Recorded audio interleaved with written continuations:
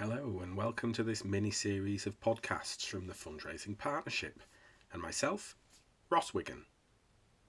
We've kind of stumbled into the podcast space without really intentionally wanting to create a podcast.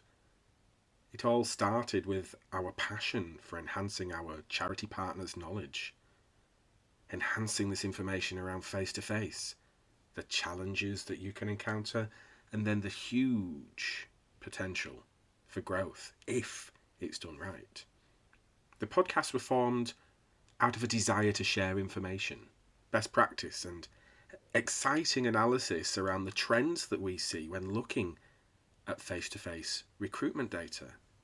And we started off by writing articles with the intention to publish them on our website, share them on LinkedIn, maybe even get the third sector press interested, and to be honest, with some of the shorter pieces we want to publish, that might be the direction that we're heading. But when I've written dozens of pages of A4 packed with information, do I really want to subject you to all that text? Or we thought, why not narrate it to you here? So we're looking at a short series of podcasts, and then several videos and some smaller articles. Then we'll publish with our thoughts on the current face-to-face marketplace and the lottery and regular giving landscape. So, keep an eye out for more information coming soon. Subscribe to the podcast. Check out our new website at thefundraisingpartnership.co.uk. And on there you'll find some stats, facts, figures, graphs and tables about the things that we talk through on some of our episodes.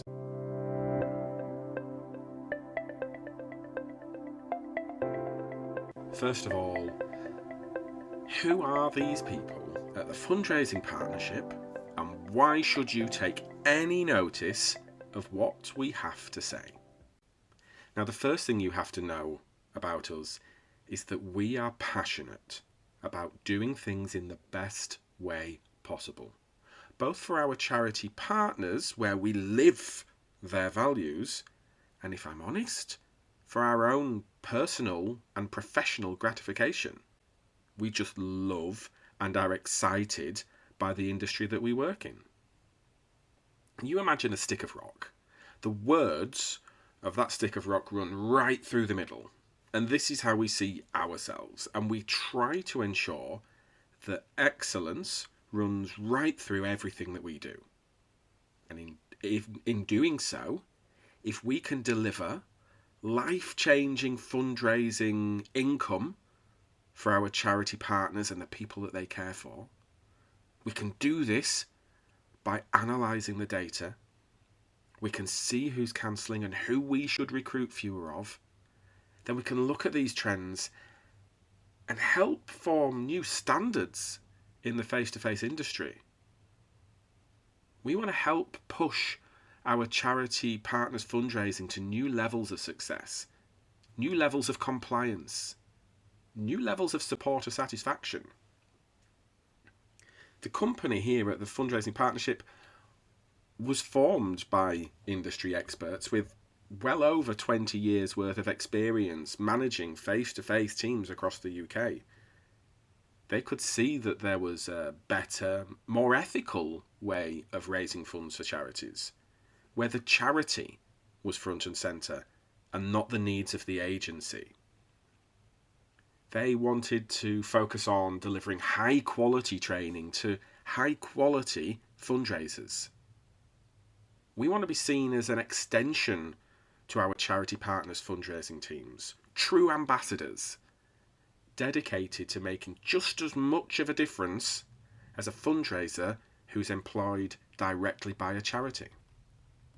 And to ensure that we can deliver long-term meaningful donations for our partners, the Fundraising Partnership has looked to recruit specialists in several different areas of our business to get a fresh viewpoint and new ideas on how to achieve excellence. And by this, I mean bringing on board qualified community nurses. So these community nurses oversee our verification calling. we've got verification calling in place to look after potentially vulnerable donors. And these nurses who wanted to move on from a more hands-on role in care have made sure that it's the supporter and their needs who are the priority and not the sale. They're safeguarding both the donor and our charity partners' reputations. That's just one example of how we're looking at doing things differently. The partnership also look at data differently and have brought on a dedicated data analyst whose role is to ensure that only the best quality donors are recruited so that our charity partners can enjoy the best return on investment when working with us.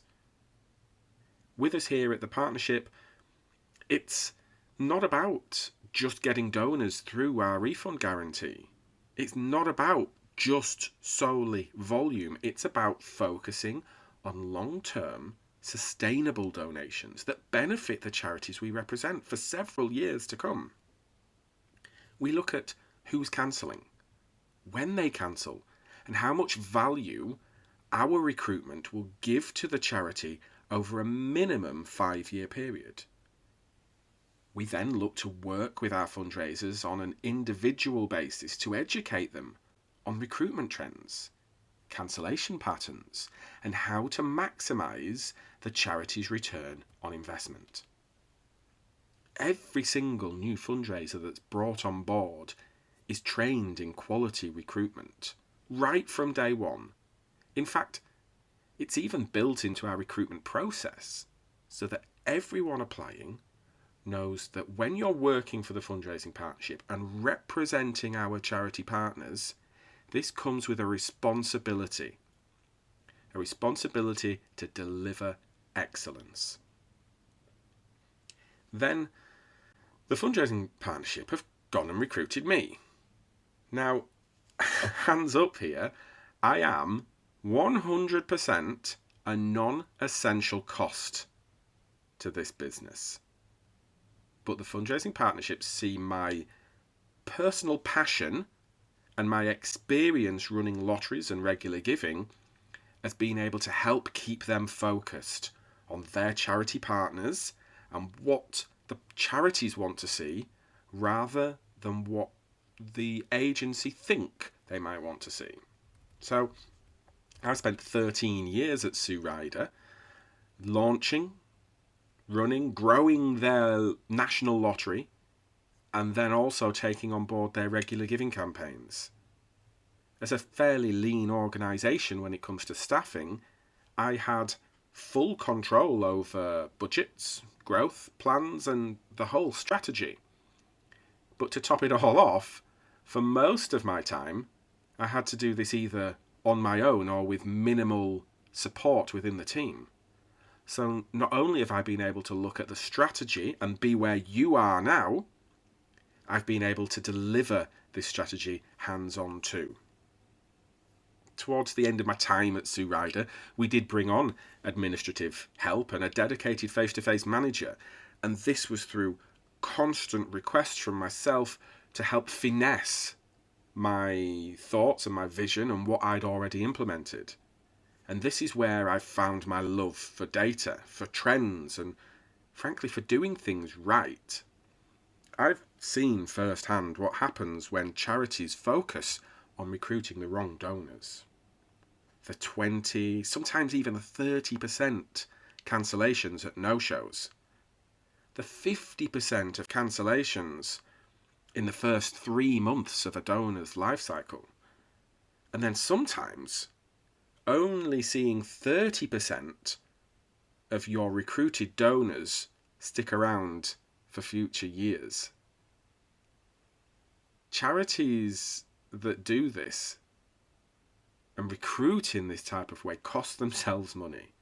I've spoken with charities who've got themselves into this situation, who've had the wool pulled over their eyes by an agency, or sometimes even by a member of staff who was covering up poor recruitment with more poor recruitment, just to hide the leaky bucket of donors cancelling in droves. This is what we want to stop. And this is why we want to publish our thoughts, our findings and our research to help charities big and small up and down the country prosper by doing things right. We're not putting this information out there because we want dozens more charity partners to be able to work with. We're all about quality, not quantity. And if we can help the industry understand that there is a different, a better way to recruit face-to-face, then that's what our aim is. I hope you enjoy the podcasts that we put out there and the information that we put on our website. And if you do, I look forward to receiving an email in my inbox from you wanting just to have a chat, talk about your experiences and where you are in your fundraising journey. So subscribe to the podcast, take a look at our website, and hopefully we can learn together along the way.